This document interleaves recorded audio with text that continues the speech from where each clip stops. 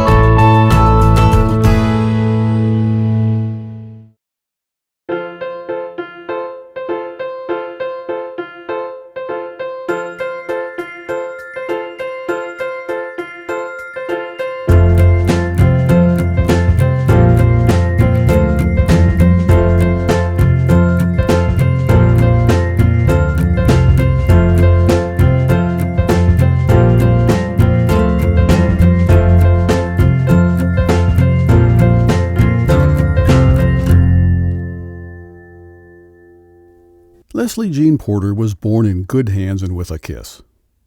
From a long lineage of nobility and proper upbringing, her life was nourished in the United States and Europe. Her grandmother, Jean MacDonald Porter, whose family was originally from Ireland and Scotland, illustrated children's books and was a renowned painter.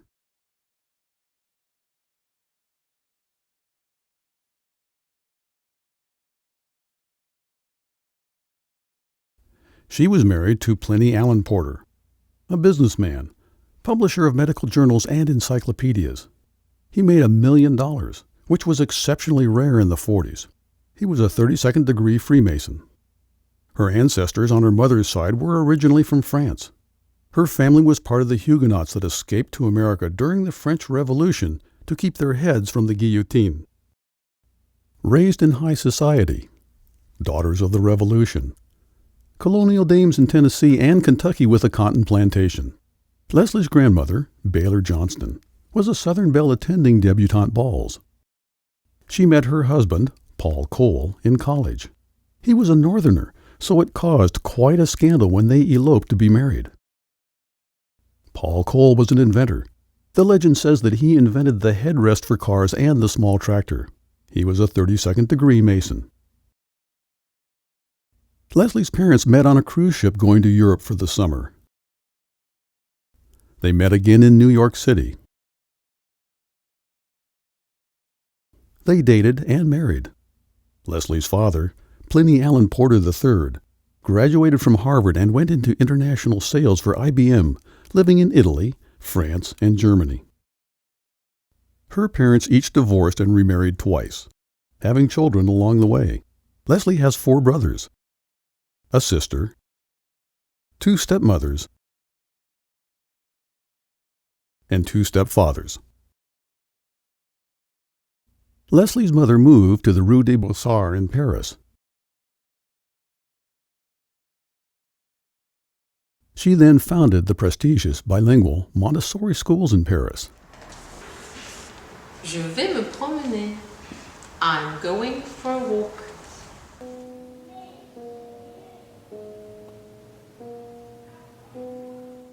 Leslie attended the École Active Bilingue. At age 17, while she was accompanying her friend Ariane to a modeling casting, she met with the Haute Couture icon Louis Féraud and his team. She was then offered a chance to model for them at an upcoming défilé and was chosen to wear the wedding gown that closed the event. From then on, she became friends with the team working in the famous Haute Couture house. She spent the holidays with her friend Ariane in the little town of Mougins, and thanks to her family, she was lucky to meet the famous painter Pablo Picasso.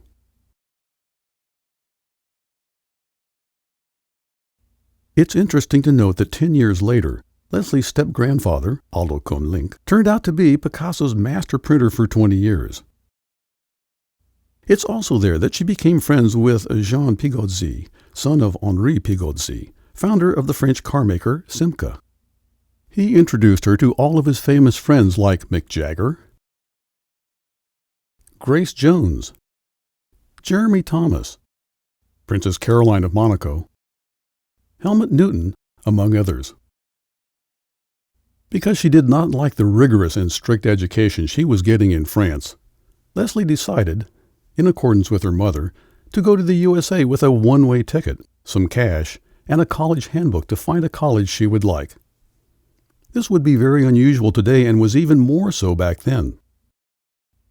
Meeting up with her childhood best friend Stephanie in New York, she found out that 2 of her school friends were now attending Bard College. They all convinced her that it would be great for her to study there as well.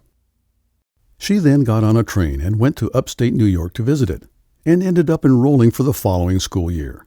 She had never been that happy since her time at the Montessori school. She thrived in painting, dance, geography, philosophy, photography, geometry, and film. Her first job was a projectionist in a movie theater. There, she could watch the black and white classics and pay for 16mm films and the development she needed for her student film projects. The campus was home and gorgeous. She met incredible people there that she never would have met if she had stayed in her small bourgeois circle of friends in Paris. She had a lot of fun as a student, shopping in New York, partying at the famous Studio 54, and going to art exhibitions. With no experience, she sent out her resume to many production companies before graduation. She was not offered a job with any film company. Through some friends, her mother found her a job as a cook on a yacht, catering to wealthy Americans around the Mediterranean. The problem was, she didn't know how to sail or cook. Her mother gave her Julia Child's Bible, Mastering the Art of French Cooking, and sent her off. She must have done a delicious job, as everyone ate all their meals and appetizers on the boat during the trip and never once dined ashore. The experience could have been fatal, though, as she almost drowned twice. During rough weather and gusty winds, as the sails were pulled down, she was thrown overboard into the Mediterranean Sea and was left behind. Fortunately, she was then spotted and saved. Once back in Paris, she visited her friends at Louis Féraud and was offered a job in the public relations department under the guidance of Guy Hambaldi for all the English-speaking territories. She spent all of her time in the couture house with the seamstresses, models, designers, fabrics, photographers, and attended many cocktail parties. She was surrounded by the likes of Madame Gray, Pierre Cardin, and Yves Saint Laurent. During that time, Louis Féraud won 2 Théâtres, which would be the equivalent of 2 Oscars for Best Picture. She traveled the world between Paris, London, and New York for meetings at the New York Times, Vogue, Harper's Bazaar, and other magazines. It was at the time when video cameras started to be available. Thanks to her film school education at Bard College, she was asked to direct a team of people to film and edit for Louis Féraud's Haute Couture house.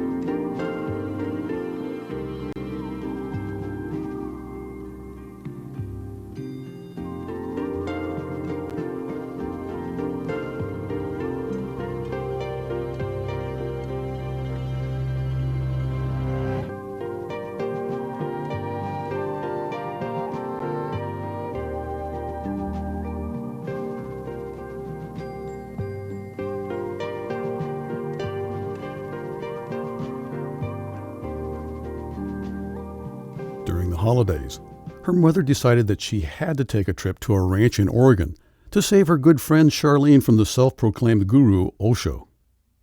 Of course, being very young and curious, Leslie ended up enjoying the experience and spent a couple of spiritual weeks with her friend at the ranch. She returned to Paris without her friend. I have many questions to ask you about many different things. And first question I wanted to ask you is, how are you?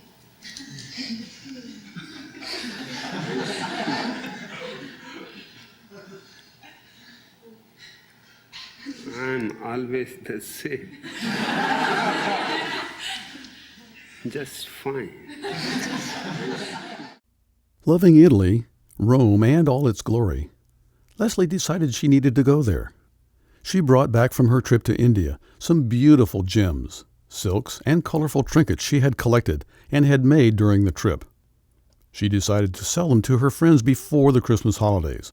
That way, she could afford to go to Rome and seek out a job in a movie. A friend of a friend was producing a movie at Cinecittà, the largest movie studio in Rome. She walked through Cinecittà's very intimidating gates and asked to speak to the producer. He was, of course, unavailable, and she had no appointment or prior introduction of any kind. But she waited in a cold, dark hallway for about 8 hours before the producer finally let her into his office, and she got a job in his future movie, which ended up being a film by legendary director Luigi Commencini.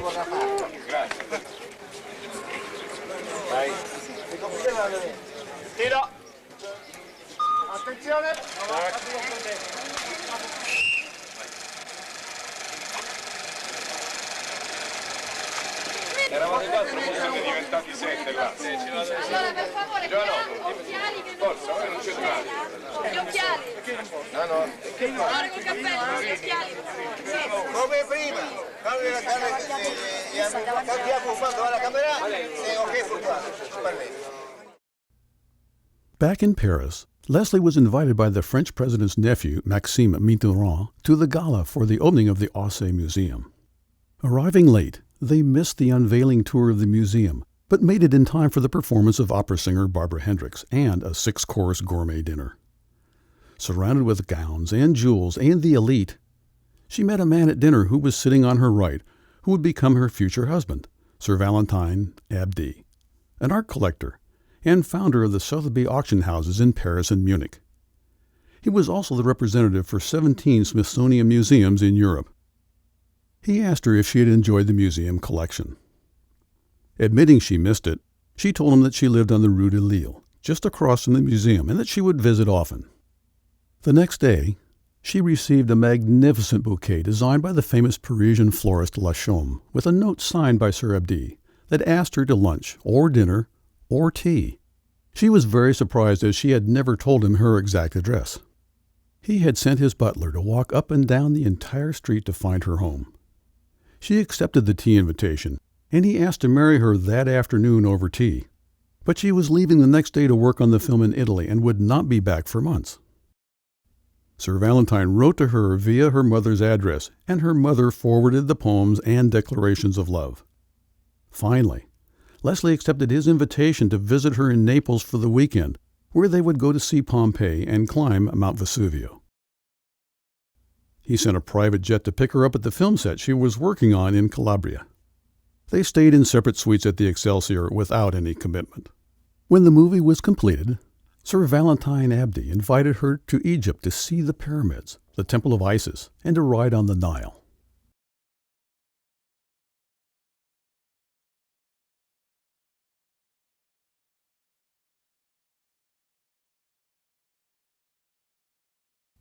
They decided to make a short film together titled Bienvenue. The lead actress in the film won a Best Actress award for her performance. He then took her to Newton Faroe, his family home, where he decided to build a gigantic pyramid in the English garden that he prided himself for. They married in Cornwall shortly after, with earls, countesses, and lords in attendance. Leslie became Lady Valentine Abdy, a title she still holds today.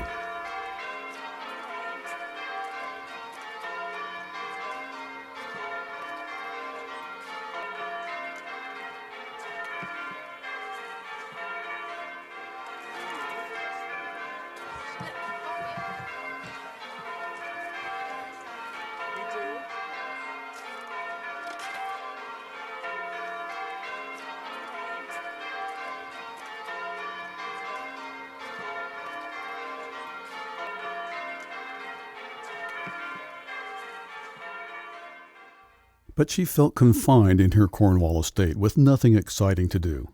She was 28 years old, and her only tasks were to look lovely, hand out trophies to the country folks for their accomplishments, read books, and play games.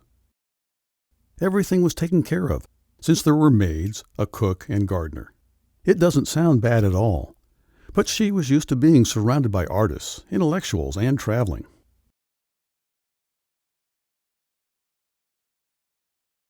She would ride her horse or sports car through the forest and hills, wishing that she was skiing or dancing on a beach and working. She learned a lot about art and museums. She visited some amazing private collections and enjoyed her marriage. But they ended up divorcing. She was devastated but free. And because she didn't ask for any of his fortune during the divorce, they remained very good friends until he passed away in 2012. Leslie went to L.A. to visit her brother Pliny and his new family. On her way back to Paris, in the plane, she met Christopher Morgan, a TV producer who offered her an assistant producer position on his next TV show, The Exile, which he was going to shoot in Paris for 9 months. After the TV series, she moved to L.A. near her brother and started working on 2 screenplays, The Woman Tamer and Gilles de Rais. Since she did not know this side of the business, she was not able to place or sell either script in Hollywood, as she only had experience on the production side. She decided to move to Paris, where her mother had set up a meeting with the famous director Robert Altman. He was starting production on the movie Ready to Wear, and she was able to get an office job on the production. However, it turned out to be 3 months of hell, as her direct boss started to make her life impossible. Still, she stayed with the production, and during that time was lucky to meet, by coincidence, the head of CB 2000. She asked him for a meeting to discuss one of her scripts, but she ended up instead the head of acquisitions for CB 2000 for the French market. Since she got this position by coincidence, she wasn't prepared for it at all. Luckily, her friend Bob Aronson, who had a similar position at Fox in the U.S., came to the rescue and helped her figure out who's who in this part of the industry and what the job was about. The funny thing is, she met Bob the night before her interview for the job in the famous Parisian club Les Bandouches. He explained to her the ins and outs of the job, giving her life-saving tips on a piece of napkin. The conversation with Aronson turned out to be an invaluable experience because it gave her tips and knowledge that helped her land the job. She ended up working there for 3 years with great success, helping the company to earn millions. Trying to put together a split deal from New Line for a movie package, she met with her competitor, Samuel Hadida, founder of Metropolitan Film Export. She ended up working at Metropolitan Film Export for many years after that. During that period, she produced the movie Sweat in the Moroccan Desert and executive produced Dancing at the Blue Iguana. She went to film festivals and film markets around the world as a buyer and also wrote the screenplay Tristan and Isolde. She consulted and evaluated countless productions.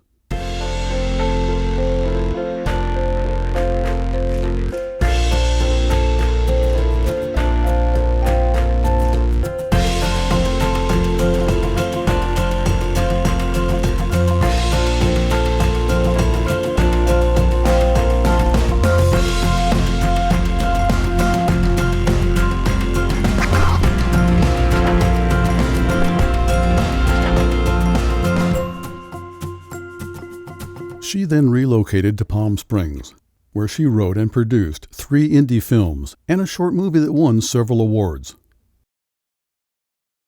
She also developed her career as a painter, photographer, and exhibited in galleries.